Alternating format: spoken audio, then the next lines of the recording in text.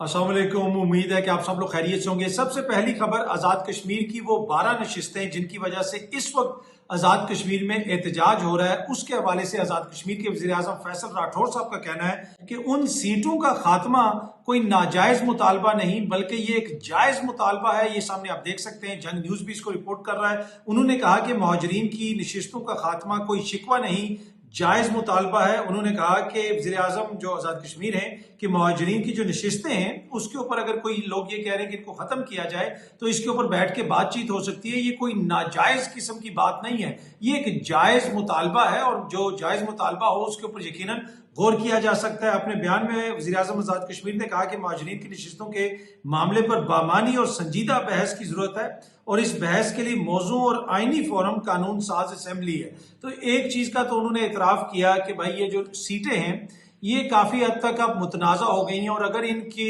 खात्मे का मुतालबा किया जा रहा है तो अब इस मुतालबे को अब नाजायज़ मुतालबा नहीं कहेंगे। हाँ, अब इसका मैकेनिज्म कैसे बनाना है, इन सीटों को कैसे एडजस्ट करना है, उसके ऊपर यकीनन बहस हो सकती है। और इस वक्त जो ज़मीनी हकायक हैं, जो ग्राउंड पे सिचुएशन है, उससे वाज़े तौर पे नज़र आता है कि ये जो मुतालबा है ये काफ़ी हद तक आपको पॉपुलर मुतालबा नज़र आता है आज़ाद कश्मीर में। और शायद इसी वजह से फैसल राठौर साहब ने भी इसके हवाले से ये ओपिनियन सामने रखा है। अब आज़ाद कश्मीर में इलेक्शन की तैयारी हो रही है, पीटीआई इलेक्शन लड़ेगी, दीगर जमातें इलेक्शन लड़ेंगी, वो सारा मामला चल रहा है। पीटीआई ने कहा है कि हम 12 सीटों के ऊपर, यही जो 12 सीटें हैं, मुतनाज़ा 12 सीटें जिनको अब आप मुतनाज़ा कहेंगे, ऑल्दो कि वो कानून साज असेंबली का हिस्सा हैं, लेकिन अब उनके ऊपर एक तनाज़ा खड़ा हो गया है। उन सीटों के हवाले से पीटीआई ये कहती है कि हम अपने कैंडिडेट वहां पे नहीं खड़ा करेंगे। दीगर सियासी जमातें भी वहां पे इलेक्शन की तैयारी कर रही हैं। और कल ही मैं देख रहा था कि एक तस्वीर सोशल मीडिया पे सामने आई जिसमें देखा जा सकता है कि जो कश्मीर से ताल्लुक रखने वाले मुख्तलिफ सियासी रहनुमाओं ने इस्तेकाम पाकिस्तान पार्टी में शमूलियत इख्तियार की और बाकायदा एक तस्वीर जारी की गई। इस तस्वीर के अंदर आप देख सकते हैं, आपको अलीम खान साहब भी नजर आ रहे हैं, ओन चौधरी साहब भी नजर आ रहे हैं और ये इस्तेकाम पाकिस्तान के वो जो एक तरह से जिन्हें आप मफलर कह लें, जो भी कह लें, उनके जो झंडे से बने हुए हैं वो इन लोगों ने गले में डाले हुए हैं और ये अब इस्तेकाम पाकिस्तान का हिस्सा बन गए। तो एक दफा फिर हम देख रहे हैं कि आजाद कश्मीर में भी ओन चौधरी का नजरिया चल रहा है। ओन चौधरी की फॉलोइंग, अलीम खान साहब की मकबूलियत जो है वो काम आ रही है। जिस तरह हमने गिलगित बल्तिस्तान में देखा कि मियाँ साहब की बात तो नहीं चली, लेकिन ओन चौधरी का नजरिया, अलीम खान की मकबूलियत जो है वो वहां पे भी चल गई। गिलगित बल्तिस्तान में काफी लोगों ने उनको ज्वाइन किया और अब यहाँ पे भी इलेक्शन से पहले उनको लोग ज्वाइन कर रहे हैं। अब इलेक्शन डे वाले दिन जब अगर इलेक्शन होते हैं तो उनको कितना वोट पड़ेगा, तो ये तो फिर इलेक्शन डे वाले दिन ही पता चलेगा। स्पीकर पंजाब असेंबली और मरियम नवाज साहिबा के दरमियान ये कहा जा रहा था कि शायद किसी चीज के ऊपर इख्तलाफ है और स्पीकर साहब जो मुख्तलिफ चीजों के ऊपर क्वेश्चन कर रहे हैं पंजाब असेंबली के अंदर, उसकी बुनियादी वजह यह है कि शायद हुकूमत से उनको कोई गिला शिकवा है। कल रात को फिर ये खबर आई कि स्पीकर साहब की जो वज़ीर आला पंजाब हैं उनके साथ मुलाकात हो गई है, मीडिया ने उसको रिपोर्ट किया और उसमें यह भी बताया गया कि जो भी गिले शिकवे थे वो दूर हो गए हैं। और उधर से जो खबर आई वो तो बुनियादी तौर पे ये थी कि कैसे जो है चीज़ों को बेहतर किया जाए, नौजवानों और ख्वातीन को बाख्तियार बनाने के लिए वज़ीर आला मरीम नवाज के इकदाम तारीखी हैं। स्पीकर पंजाब असेंबली ने मुलाकात में ये कहा, वज़ीर आला मरीम नवाज ने पंजाब में गुड गवर्नेंस के का मिसाली मॉडल कायम कर दिया है।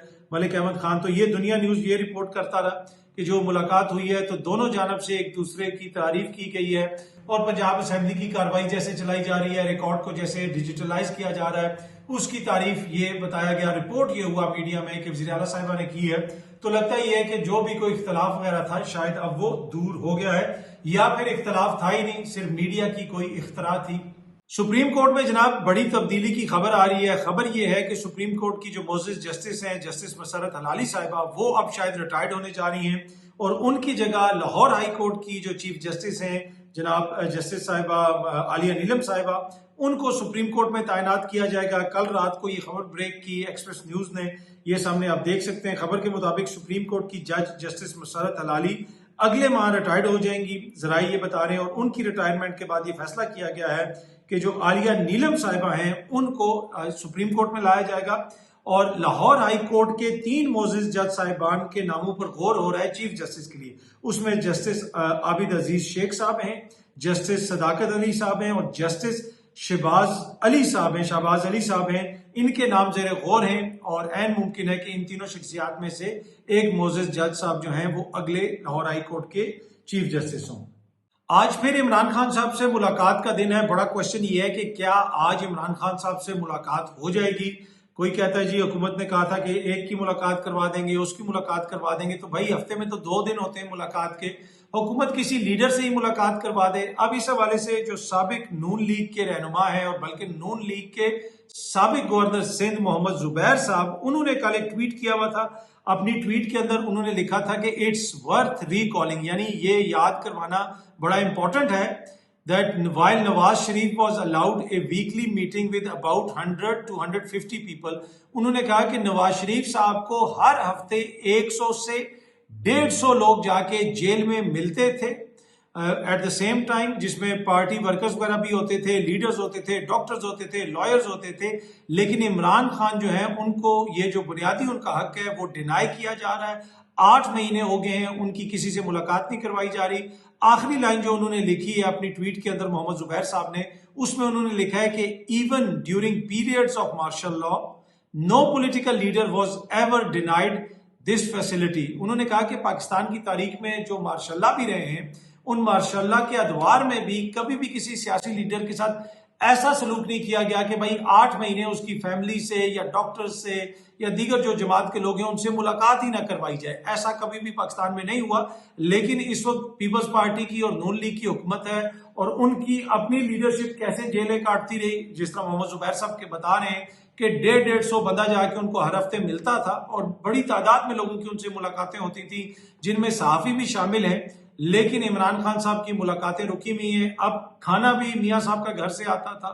یہاں پہ آپ دیکھیں کہ میاں صاحب کا جو کھانا تھا وہ ہر روز گھر سے آتا تھا. جب ایون وہ اڈیالہ جیل میں تھے تب بھی ان کا کھانا گھر سے آتا تھا. اور میں نے پہلے بھی کچھ عرصہ پہلے بھی آپ سے یہ چیز شیئر کی تھی کہ جیل کا عملہ بھی انتظار کر رہا ہوتا تھا کہ گھر سے کھانا آئے گا. وہ اتنا اچھا کھانا آتا تھا. یہ مجھے ایک بڑی امپورٹنٹ سورس نے بتایا. لیکن خان صاحب کو یہ فیسلٹی حاصل نہیں ہے.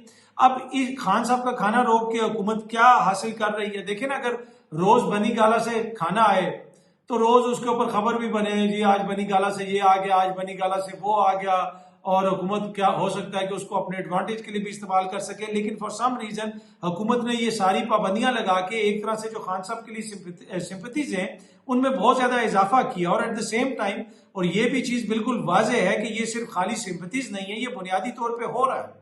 یہ بنیادی طور پہ ایک سابق وزیر اعظم کے ساتھ ہو رہا ہے کہ باقی جتنے بھی یہاں پہ سیاسی قیدی تھے ان کو جو سہولتیں میسر تھیں، خان صاحب کو وہ سہولتیں نہیں دی جا رہی. ان کی بہنوں کی ملاقات نہیں کروائی جا رہی، ان کے ڈاکٹرز کی ملاقات نہیں کروائی جا رہی. اب جو یہ ملاقات نہیں ہو رہی ہے اس پہ تحریک انصاف کیا کر رہی ہے؟ پہلے خان صاحب کی رہائی کا معاملہ تھا، اب معاملہ آ گیا ہے اور پھنس گیا ہے ان کی ملاقاتوں کے اوپر، جس کی وجہ سے کافی زیادہ تنقید ہو رہی ہے تحریک انصاف کی قیادت پر. تحریک انصاف کی قیادت یہ کہتی ہے کہ خان صاحب نے تمام تر اختیارات جو ہیں چکزئی صاحب کو اور علامہ راجہ ناصر عباس صاحب کو دے دیے. مجھے یہ لگتا ہے کہ تحریک انصاف کی قیادت یہ سمجھتی ہے کہ شاید اس وقت مناسب وقت نہیں ہے کہ ہم کوئی بڑا احتجاج کریں، تو اس وجہ سے وہ اس چیز کے پیچھے ایک طرح سے چھپے ہوئے ہیں کہ بھائی وہ جو بھی فیصلہ ہے وہ چکزئی صاحب نے کرنا ہے اور علامہ راجہ ناصر عباس صاحب نے کرنا ہے. وہ جو بھی فیصلہ کریں گے ہم مان لیں گے. یا اگر خان صاحب کا پیغام آ جاتا ہے، خان صاحب کا تو پیغام پہلے بہت دفعہ آ چکا ہے، لیکن شاید پس پردہ کچھ چل رہا ہے جو عام لوگوں کو نہیں پتا، اور اسی وجہ سے تحریک انصاف کی قیادت ہوپ فل ہے کہ آنے والے دنوں میں شاید چیزیں بہتر ہو جائیں. پر اینی وے، جس طرح میں نے آپ کو کہا کہ تحریک انصاف کی قیادت کے اوپر تنقید تو ہو رہی ہے اور اس تنقید کا ان کے اوپر یقیناً جو ہے وہ پریشر بھی پڑتا ہے اور اس کا وہ جواب بھی دیتے. کل ہی میں دیکھ رہا تھا کہ جنید اکبر صاحب نے ٹویٹ کیا ہوا تھا. انہوں نے لکھا ہوا تھا کہ ہمارے پشاور کے کچھ یوٹیوبرز کو شاید بہت مسئلہ ہے، بلکہ لگتا ہے کہ وہ فرمائشی یوٹیوب چلاتے ہیں، اس لیے بار بار یہی سوال اٹھاتے ہیں. میں اس حوالے سے پہلے بھی بات واضح کر چکا ہوں یا اس حوالے سے بات واضح کر دیتا ہوں. جب مجھے صوبائی صدر بنایا گیا تو عمران خان صاحب نے مجھے یہ ذمہ داری دی کہ صوبے میں تحریک کو دوبارہ فعال کرو. آپ سب کو یاد ہوگا کہ 26 نومبر کے بعد حالات انتہائی خراب تھے. ہم نے اپنے کارکنوں کی لاشیں اٹھائی تھیں اور پارٹی احتجاج کی پوزیشن میں نہیں تھی. اللہ تعالیٰ کے فضل و کرم سے پارٹی دوبارہ کھڑی کی. اس کے بعد تقریباً 2 ماہ تک میری عمران خان صاحب سے ملاقات نہ ہو سکی اور نہ ہی رابطہ ہو سکا. اس دوران عمران خان صاحب نے عمر ایوب صاحب کو یہ ذمہ داری سونپی. چند دن بعد جب علی امین گنڈا پور صاحب کی عمران خان صاحب سے ملاقات ہوئی تو یہ ذمہ داری دوبارہ انہیں دے دی گئی. علی امین صاحب نے اس حوالے سے باہر آ کر پریس کانفرنس بھی کی اور میں نے بھی اس کی مکمل تائید کی.